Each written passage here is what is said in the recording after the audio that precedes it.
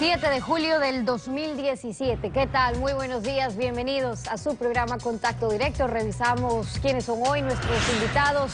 Está en nuestros estudios ya Mae Montaño, asambleísta de Creo, integrante de la Comisión del Régimen Económico. Este viernes el Ejecutivo tiene previsto entregar a la Asamblea su presupuesto 2017, pero Semplades ya presentó el plan de desarrollo para los próximos 4 años, al cual debe sujetarse también la proforma presupuestaria.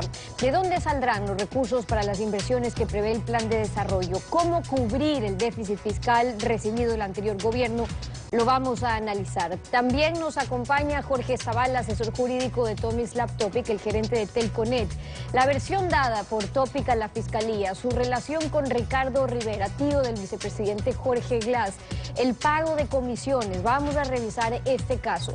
Y Andrés Quispe, el presidente de la FEGU, la Federación de Estudiantes Universitarios del Ecuador. Tras 7 años de la Ley de Educación Superior de la Revolución Ciudadana, la FEGU plantea ahora reformar al menos 40 artículos. Sus planteamientos coinciden con algunos cambios que impulsa la CENESID. Los vamos a revisar. Bueno, el presidente de la República, Lenín Moreno, continuó ayer en actividades en Guayaquil, inauguró una nueva escuela del milenio y habló de la lealtad, de lo que debe ser una revolución sobre las críticas a los funcionarios y a quienes ejercen el poder. La lealtad a la patria es la única lealtad grande, es la única lealtad inmensa. La lealtad no es a los seres humanos, es a la patria. Que quede bien claro. No equivoquemos el concepto de evolución. Evolución no es gastar, consumir desmedidamente y ser egoístas. No. Revolución es ser solidarios, ser responsables contigo, con los demás y con la naturaleza que te rodea. Critiquen cuando las cosas están mal. La crítica, lo he dicho, es el asesoramiento gratuito que tenemos los gobernantes. Tenemos que acostumbrarnos a que nos critiquen. No es que hay que sancionar al que nos critica, no, todo lo contrario. Gracias, gracias por la crítica. La actualidad, los protagonistas, el análisis y la información en Contacto Directo. ¿Qué tal, Lenín? Buen día, ¿cómo te va? Muy bien, Estefi, un buen día para todos nuestros amigos televidentes. Para este viernes el gobierno anunció que presentará la proforma presupuestaria de este año, que debe ir acompañada de la programación presupuestaria cuatrianual. El ministro de Finanzas ha dicho que espera que el déficit del 2017 no supere los 4.600 millones de dólares. Pero la pregunta es, ¿de dónde saldrá el dinero para equilibrar las cuentas? Mae Montaño, asambleísta de Creo, integrante de la Comisión de Régimen Económico y Tributario. Buenos días. Asambleísta, ¿cuál es la expectativa que tienen ustedes dentro de la comisión? Muy buenos días, estimado Lenín, al pueblo ecuatoriano, siempre con un gran abrazo. No creo que va a llegar aparentemente la proforma presupuestaria el día de mañana. Hay muchos arreglos que hacer, según parece. Yo quiero decirle, Lenín, que nosotros entendemos, y el pueblo ecuatoriano lo siente, que la economía del Ecuador está en una situación crítica, como dirían los médicos, de pronóstico reservado.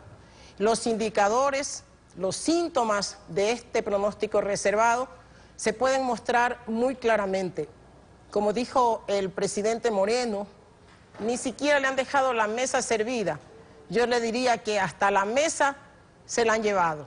Así que en ese escenario es el que vamos a discutir y a conocer una proforma presupuestaria que ya nos han emitido unas poquísimas señales.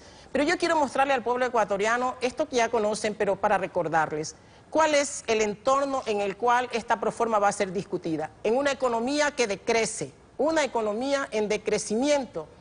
Se sabe que para el 2017 este 1.7, inclusive menos 1.7 de crecimiento de la economía, será parecido, será según el Fondo Monetario 1.6 y que el decrecimiento se mantendrá aún en el 2018. Eso significa menor producción. Sí, el 1.7 sí es un fondo, estos son reales del Banco Central. Y el pronóstico para el 2017 es el que ha emitido el Fondo Monetario Internacional, que dice que será de menos 1.6 cuando nuestros vecinos, Perú y Colombia, crecen en cifras positivas. Esto significa menos producción, menos inversiones, más desempleo. Pero hay otros indicadores que nos dicen que hay muchas limitaciones para el financiamiento de la proforma presupuestaria del 2017. Y es que el Ecuador está en una curva ascendente de su deuda pública interna, en una curva ascendente, imparable. Pero cuando vemos el gráfico de la deuda pública externa, no solamente que crece, sino que se dispara. Con estos antecedentes, nosotros podríamos tranquilamente hacer un análisis o por lo menos hacer algunas sugerencias y podríamos anticipar qué es lo que va a ocurrir con la proforma que nos enviará el presidente de la República. Parecería ser que no en esta semana, hay muchos arreglos que hacer o muchos maquillajes que hacerle a esa proforma. Esperaremos que muy pronto la tengamos en nuestras manos para poder hablar con las cifras exactas y reales. Ahora, según el Plan Nacional de Desarrollo, el gobierno aspira precisamente a desarrollar inversión pública sin tomar recursos del presupuesto general del Estado. Y han puesto los ojos en las empresas públicas petroleras, en los gobiernos autónomos descentralizados, en la banca pública y en la expectativa de una inversión privada nacional y extranjera para solventar la mitad de esas inversiones proyectadas en 55.000 millones de dólares para los próximos 4 años. Pero faltan otros 28.000 millones, 7.000 millones por año. ¿De dónde creen ustedes que va a salir ese dinero? Mire, hay cifras reales de la ejecución presupuestaria del 2016 que nos pueden dar algunas pistas. Y es que la proforma del 2016 se aprobó en la Asamblea por 29.000 y algo más miles de millones. Y la ejecución presupuestaria nos habla de que lo ejecutado realmente fue de 34.000 millones. Y es el juego que se hace a partir de una definición, de una norma que está establecida en el Código Orgánico de Planificación, que dice que el presupuesto puede crecer hasta en un 15%. Déjeme decirle, mi querido Lenin, y al pueblo ecuatoriano, que en esta proforma, ya el devengado de 2016, nos habla de que la recaudación impositiva, lo que se llama los ingresos permanentes, lo que pagamos los ecuatorianos, cubre casi el 41% del presupuesto del 2016, de los ingresos, 13.800 millones de dólares. Esa cifra ya integra, ya involucra las salvaguardias que se establecieron y también la mayor recaudación del IVA que se impuso por la Ley de Solidaridad debido al terremoto. Esa cifra no podrá cambiar. Entonces nosotros nos preguntamos, si ya nos están hablando de que el presupuesto, el gasto del próximo año va a crecer, o sea, si ahora fue devengado de 34.000, dicen que va a crecer a 38.000. Pueblo ecuatoriano, ¿de dónde entonces conseguiremos los ingresos propios para el financiamiento? ¿De dónde conseguiremos qué? ¿Mayor deuda? ¿Mayores impuestos? En una economía que decrece, mayores impuestos, cuando los sectores productivos están pidiendo precisamente racionalizar los impuestos, la carga impositiva. Ahora, imposible cargar de más impuestos o de plusvalías. El presidente de la República ha hablado de renegociar los contratos petroleros, de reestructurar la deuda pública, no ha dicho cómo, sí, es verdad. Y en lo que se refiere a la deuda, parecería que el problema no es el monto, sino el porcentaje del presupuesto que se destina para honrarla. ¿Cómo prevén ustedes deben plantearse esos cambios, esas reformas?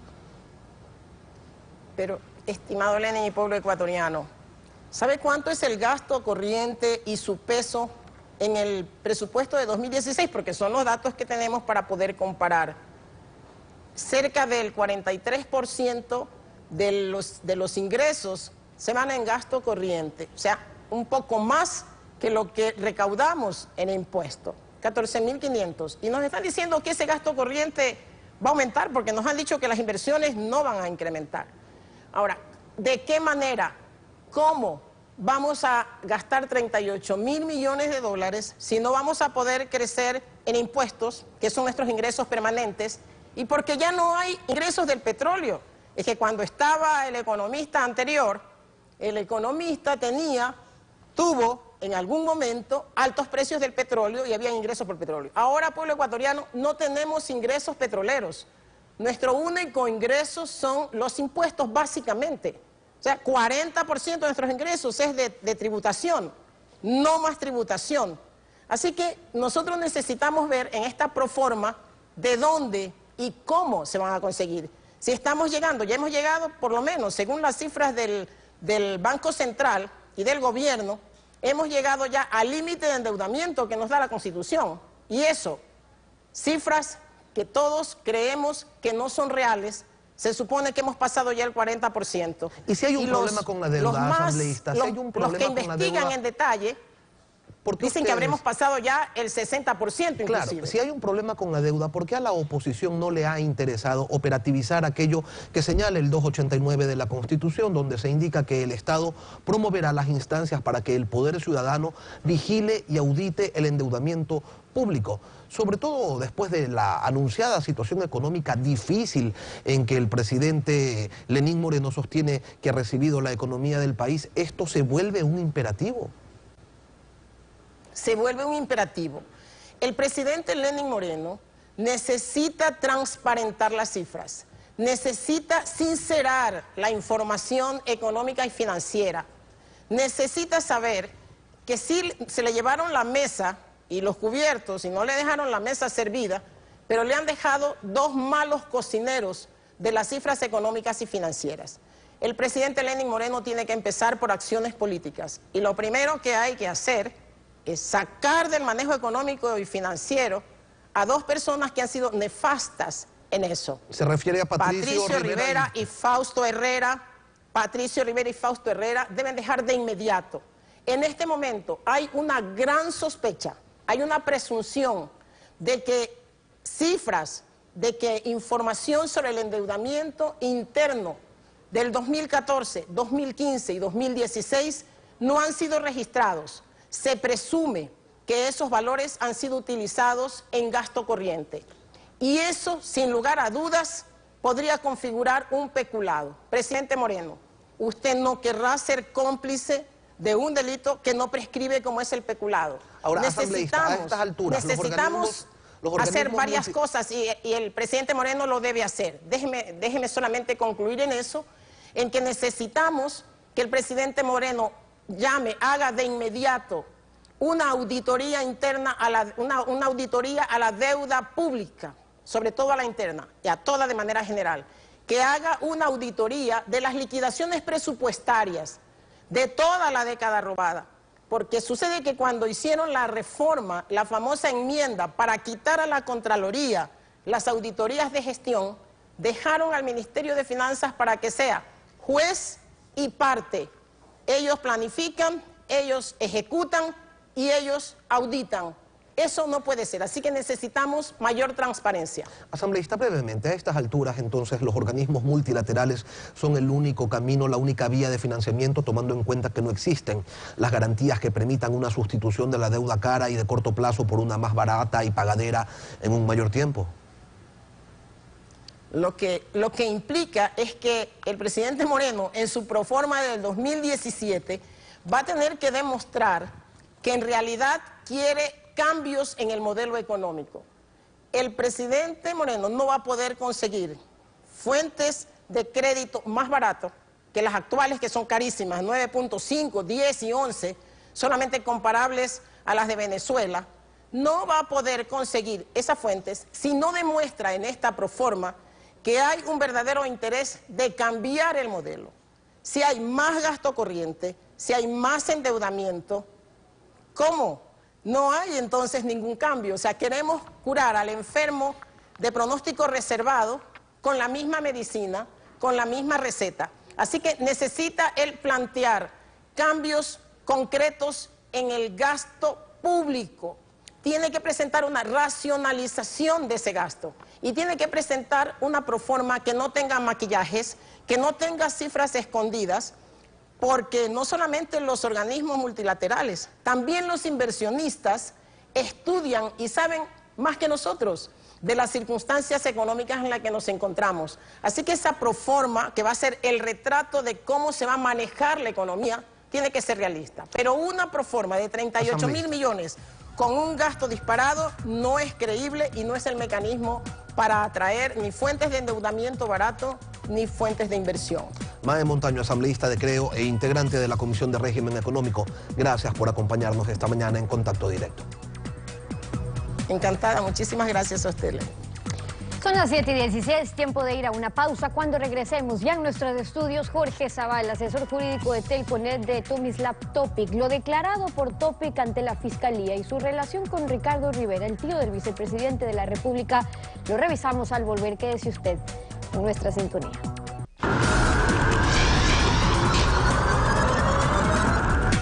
7:20 en Contacto Directo. El gerente general de Telconet, Tomislav Topic, rindió su versión ante la Fiscalía por la instrucción fiscal abierta contra Ricardo Rivera, el tío del vicepresidente Jorge Glass, contra quien se formularon cargos por asociación ilícita en el caso Odebrecht.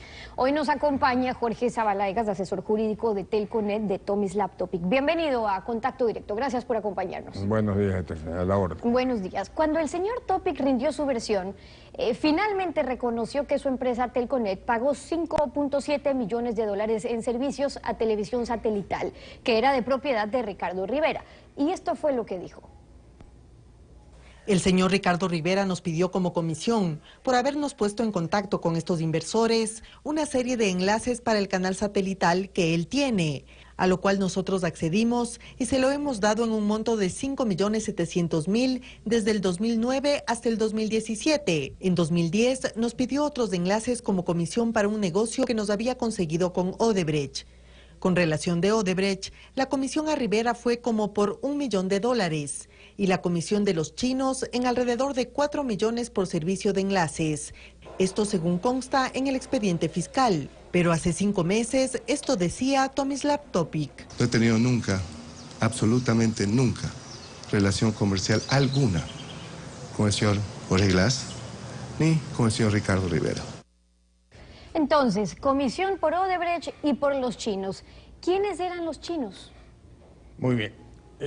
Vea, Stephanie, para ubicar esto es un testimonio rendido en una investigación que tiene por objeto determinar un supuesto delito de asociación ilícita para cometer otros delitos que solo pueden ser delitos cometidos por funcionarios públicos, con recursos públicos y en el sector público. Así está el contexto de eso. Segundo, cuando Telconet requiere una inversión de 350 millones de dólares para inversión en el cable submarino que había llegado hacia el 2007 a su máxima capacidad, comienza la consecución de recursos de capital. Se asocia con 5 empresas internacionales, correspondiéndole a Telconet una inversión aproximada de 70 millones de dólares. Y por supuesto buscan en el mercado esos inversionistas. El ingeniero Ricardo Rivera se presenta y ofrece que podría conseguir de los señores de la República China la inversión necesaria en un monto equivalente a 30 millones, no a los 70, 30 millones de dólares para esa inversión. Efectivamente, se hace la gestión, se firma el contrato, comienzan a fluir los recursos de Hong Kong a Nueva York y de Nueva York a Ecuador, a Telconet, se hace el incremento de capital, se pone las garantías de Cable Andino, propietaria del cable, en garantía, y se hace el incremento de 13.5 millones de dólares. Pero hasta ahí, para no pasarnos, ¿qué relación tenía Rivera con los chinos para que Telconet sepa que por su gestión se iba a conseguir el negocio con los chinos? Y insisto, ¿quiénes eran los chinos? Repito, Telconet ninguna relación con los chinos, por eso un gestor de negocios se hace importante entre los chinos y Telconet. Y ese gestor de negocios es precisamente el ingeniero Ricardo Rivera, empresario privado, en el sector privado, quien tenía la vinculación con el grupo profesional, empresarial chino. Y por lo tanto, el due diligence que se dice para saber los recursos de los chinos, lo hace el Banco de Hong Kong primero y lo hace Merrill Lynch en Nueva York después. Y los dos coinciden en que era una inversión lícita que se hacía para el cable submarino en el Ecuador. Esa es la gestión de Rivera. Y esto es controlado, y hay que ser claros, esta inversión viene además controlada por los departamentos de cumplimiento de los bancos, por la superintendencia de compañías, y no solo eso, fueron declarados al Servicio de Rentas Internas y se está pagando $4.200.000 en varios periodos para completar el impuesto a la renta por ese capital de empresa privada. Claro, ahora, según la declaración de la versión más bien de Tomislav Topic, fue su hijo, Jan Topic, quien, por cierto, también está previsto que rinda su versión en la Fiscalía, fue su hijo quien negoció con estos inversionistas chinos para que inviertan en el proyecto de cable submarino, pero que los chinos lo hicieron a través de la empresa Glory International Industries. Es decir, nunca dicen quiénes son los chinos, sino a través de quién lo hicieron, que invirtían estos $30 millones que usted dice, pero que Topic le tenía que vender el 10% de las acciones de Cable Andino, que es también de su propiedad. Ahora, según Diario El Comercio, en la Superintendencia de Compañías, Cable Andino no registra como accionista a ningún empresario o alguna firma de China. Solo consta Telconet, 1.1 millones de capital, y otro accionista nacional con unos $50.000. ¿Qué pasó? Porque los 13 millones y medio era, como usted comprenderá, casi el 50% de la inversión comprometida. Si no se cumplía con el 50% restante, el propio contrato firmado, autorizado y avalizado por todas las autoridades prevé que se retenga ese valor hasta que se negocie alguna solución, que ahorita, hasta donde yo sé, está en que los chinos reclaman, Glory, el consorcio chino, porque es un consorcio, el consorcio de inversionistas chinos está reclamando por el 13.5, un aproximadamente 5% de las acciones del Cable Andino, negociación que aún no concluye. Es decir, que todavía las acciones no han pasado, todavía no pasa. 10% a los chinos o a través de Glory, pero sí le pagaron ya la comisión a Rivera. Un ratito. Aquí viene un punto que es muy importante. El problema de los enlaces satelitales es una política de la empresa, ojo Estefanía, con todos los canales de televisión, a los cuales les da enlaces satelitales y les da un porcentaje de eso como promoción. En consecuencia, cuando se habla de pago, hay que ser claros, no hay emisión de billete en transferencias, no hay dinero en efectivo. Lo que hay es, en especie se le dan los enlaces, servicios, que en 5 años, ojo, eso nadie lo dice, en 7 años representan $5 millones, lo cual implica decir que es una facturación promedio de $30.000 mensuales, ahora, en la versión que no llama la atención. En la versión que rindió Topic en la Fiscalía, dijo que el acuerdo para cable submarino con los chinos, del que estábamos hablando, se hizo a través de Glory International Industries. Pero fíjese que ayer conocimos la información que Odebrecht entregó en la memoria USB a la Fiscalía, y constan los nombres de las compañías utilizadas por Odebrecht, en cambio, para ocultar el pago de coimas. Allí está, en cambio, Glory International Industries CO. No es la misma compañía y pregunto, ¿Telconet sabía a través de quién estaba negociando con los chinos y con la posibilidad de entregarle incluso acciones? Falta una precisión. Que los aportes de Glory International Industries se hicieron entre 2012 y junio-mayo del 2013. A esa aporte de Odebrecht a Glory, que se refiere la Fiscalía, fue a finales de 2013 y fue directo de Odebrecht. Y eso es un gran alivio para Telconet. ¿Por qué? Porque es fácil saber el ordenante, que es Odebrecht. Es fácil saber el receptor, que es el Banco de Hong Kong. Es fácil saber el beneficiario por el propio Banco de Hong Kong y se verá que no es Telconet y por lo tanto no tiene nada que ver en ese concreto negocio de Odebrecht con Glory. Pero sí estamos hablando del mismo Glory, es decir, la misma compañía a través que los chinos negociaban con Telconet era Glory. Suponemos que sí. Según publicó Diario El Comercio, en cambio, Glory International Industry Corp.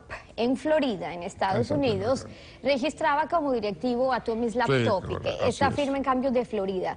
Y también se menciona en un juicio de divorcio que le sigue Tamara Verduga, la esposa del señor Topic en Miami, y que allí consta que Topic reconoció ser directivo de esta empresa, aunque nunca se realizó, dijo él, ningún tipo de negocio. ¿Con qué fin se creó esta compañía, Glory, que no tuvo supuestamente ningún movimiento? Bien, no tuvo ningún, no supuestamente, efectivamente ningún movimiento. Glory se creó para algún negocio en particular que nunca se llevó a cabo. Y en cuanto a las declaraciones de la ex cónyuge del señor Topic, usted me releva de cualquier comentario, eso es una cuestión privada de ellos, es una pelea conyugal que no tenemos nada que decir. Claro, lo que interesa es ver las relaciones que habría ahí por el caso que se está investigando no hay aquí ninguna. en la Fiscalía. Topic usó, y le pregunto, una dirección postal de Rivera, del tío del vicepresidente en los Estados Unidos, para otra compañía que hoy se encuentra disuelta. Eso fue hace más de 25 años. ¿La usó porque eran amigos? Es decir, que son amigos desde hace más de 25 años. Son amigos de hace 35 años, para ser exactamente. Ok,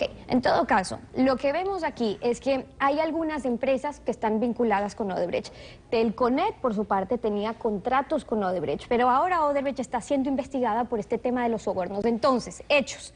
El tío del vicepresidente tiene un arresto domiciliario acusado de recibir coimas por $12 millones de Odebrecht, de ser el nexo para conseguir contratos con el Estado. ¿En dónde?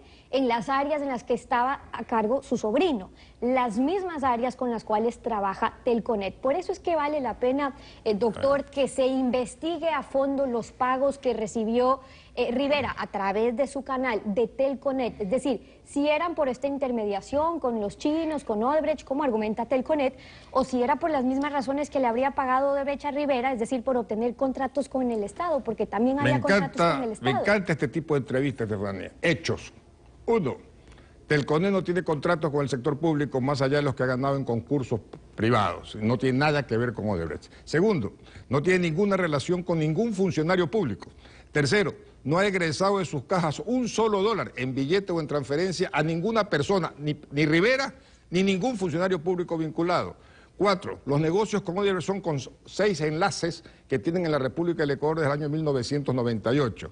7. No tiene ninguna vinculación, ninguna con el sector público y no requirió jamás, desde el 2007 hasta la fecha, autorización, contrato, permiso de ninguna parte del sector público, de ninguna autoridad, menos del vicepresidente de la República del Ecuador. Por lo tanto, Telconet, en el caso, ha aportado los elementos que lo vinculan y lo relacionan con un procesado, y hasta ahí llega la intervención de Telconet, que es una empresa líder en que no requiere absolutamente del Estado para ninguna de sus gestiones. Y a propósito de esto, el señor Topic dijo hace meses que nunca, absolutamente nunca, había tenido una relación comercial alguna con el señor Jorge Gras ni con Ricardo Rivera. Y se ratificó incluso hace poco en ello, porque dijo que la relación era con su canal. Pero finalmente es con él, digo, con Rivera, con quien se acordó pagar una comisión y quien hizo de intermediario. Y con Jorge Glas, en las preguntas que le hizo nuestra periodista de Coavisa, Jacqueline Rodas, al señor Topic sobre su relación con el vicepresidente, Topic dijo igual que no tiene relación alguna con Jorge Glas, aparte de la de un ciudadano y por empresario haber coincidido en una serie de encuentros públicos. Ahora, encabezaban proyectos juntos, doctor, como el cable submarino, lo inauguraron. ¿No existe más relación allí que esa? El cable submarino fue muy anterior al señor, que el señor Glas ocupe una función. Entonces él estuvo invitado a la inauguración de la planta de fibra óptica que con concurso de capital chino se inauguró en el Ecuador y está funcionando en el Ecuador. Y además que no se olvide que desde el 2015 el cable submarino es una realidad en el Ecuador.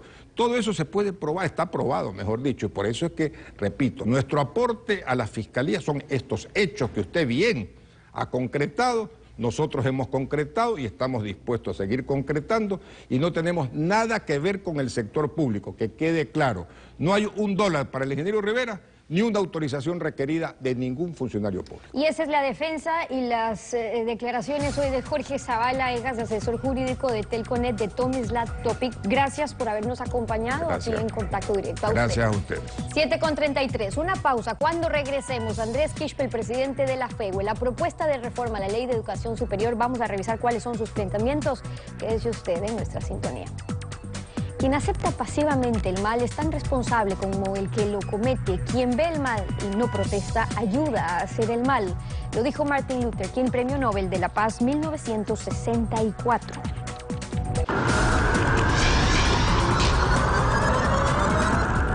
El 12 de octubre del 2010, la Asamblea Nacional aprobó la Ley Orgánica de Educación Superior.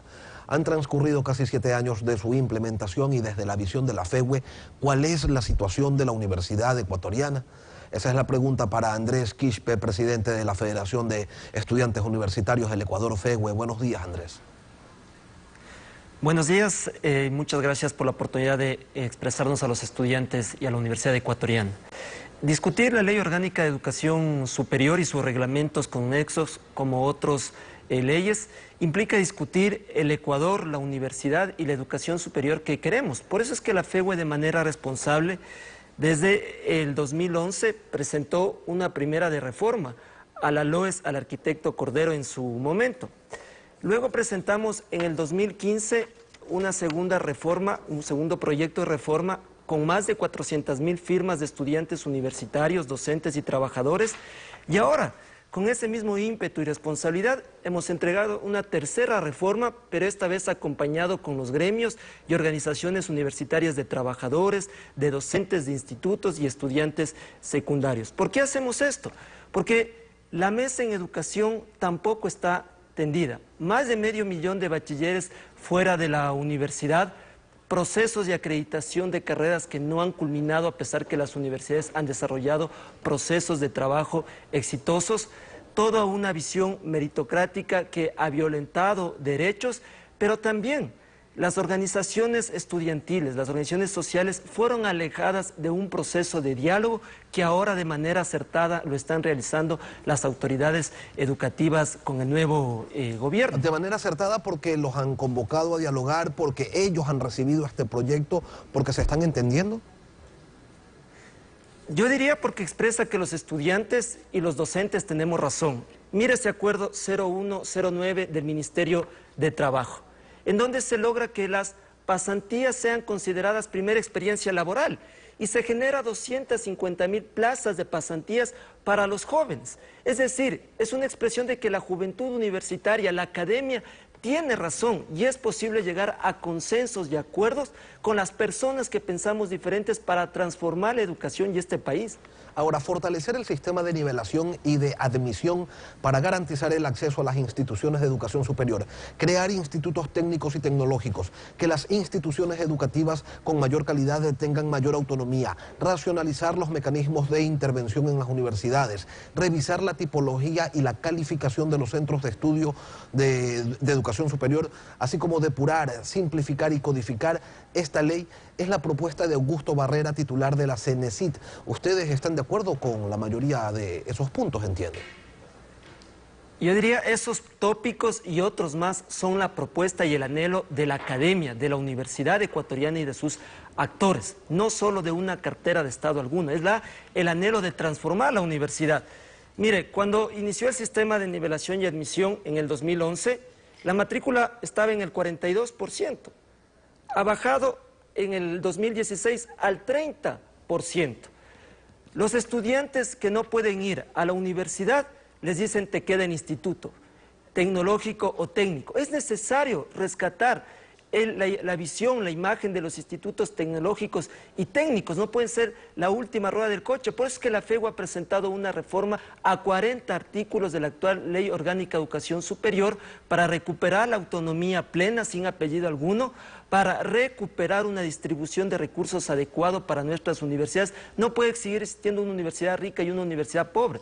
En el semestre de 2016, un estudiante de la Universidad Central recibió 14 menos que un estudiante de Yachay. Estamos planteando que estas odiosas tipologías que han satanizado a las universidades sean eliminadas, que los procesos de intervención en las universidades sean eliminados, porque una expresión del fracaso es la Universidad Nacional de Loja y la Universidad de Guayaquil. Es decir, las universidades tienen toda la potestad y toda la capacidad académica, legal, técnica y científica para resolver sus problemas internos. Ahora, Andrés, ustedes hablan de eliminar los filtros que han dejado a 500.000 de estudiantes fuera de las universidades, pero ¿hay espacio para que esas personas, para que estos jóvenes puedan acceder a la educación superior? Y me refiero al espacio físico. ¿Hay aulas, hay docentes para que ellos puedan acceder realmente a una educación de calidad? Bueno, ayer recibimos una noticia que lo tomamos la palabra, se han incrementado el 32% de cupos, según el doctor Augusto Barrera, fruto del diálogo con los rectores, pero eso no va a solucionar toda la problemática. Cerca de 300.000 jóvenes dieron el segundo examen ser bachiller. ¿Qué es necesario? Por ejemplo, abrir las extensiones universitarias que fueron cerradas por el correísmo bajo una evaluación punitiva. Es necesario construir universidades en las provincias que no se tienen. La FEUE plantea, por ejemplo, que se entreguen como dato algunos institutos que no están siendo utilizados de manera adecuada a las universidades, como el caso del Instituto Barba Naranjo en Cotopaxi, que tranquilamente puede ser entregada a la Universidad Técnica de Cotopaxi, que se posibilite a las universidades incrementar su presupuesto. Por eso la FEUE está planteando una reforma al artículo 20 de la LOES para que los recursos que no usen nuestras universidades se queden en las mismas al siguiente año fiscal para que sean invertidas en proyectos semillas o en infraestructura. Es decir, se trata de una política económica, académica y de una reforma también al bachillerato general unificado que no está preparando en buenos términos ni para ingresar a una fuente de trabajo ni para ingresar a la universidad. Lenín Moreno decía ayer que van a impulsar, que van a potenciar la creación de institutos técnicos y tecnológicos. Es importante siempre y cuando se los haga, porque de esto venimos hablando desde hace 7 años y realmente no vemos dónde están estos institutos. Bueno, yo aquí quiero hacerles un homenaje a los estudiantes del Central Técnico, del Don Bosco, del Dillon, del Mejía y a varias universidades, porque cuando se cambió el bachillerato se alertó que se iba a desbaratar, a descontextualizar la educación técnica. Y hoy el ministro Fander Falconi, el doctor Augusto Barrera, dan la razón a los estudiantes que en ese momento pedían diálogo, pedían que no exista un bachillerato improvisado. A nosotros nos preocupa, estimado Lenin, hay algunos datos, por ejemplo, de que los colegios mejor puntuados corresponden a colegios particulares. Nosotros necesitamos discutir la calidad, ¿qué se entiende por calidad? De los institutos, de los colegios, de la universidad, para lograr alcanzar una universidad que vaya a todos los sectores del país. Andrés Quispe, presidente de la Federación de Estudiantes Universitarios del Ecuador, gracias por acompañarnos esta mañana en Contacto Directo. Concluimos así esta emisión y como siempre lo hacemos agradeciéndoles a ustedes por su confianza y sintonía. Nos volvemos a encontrar mañana, Lenin. Será hasta entonces un buen día para todos. Buenos días.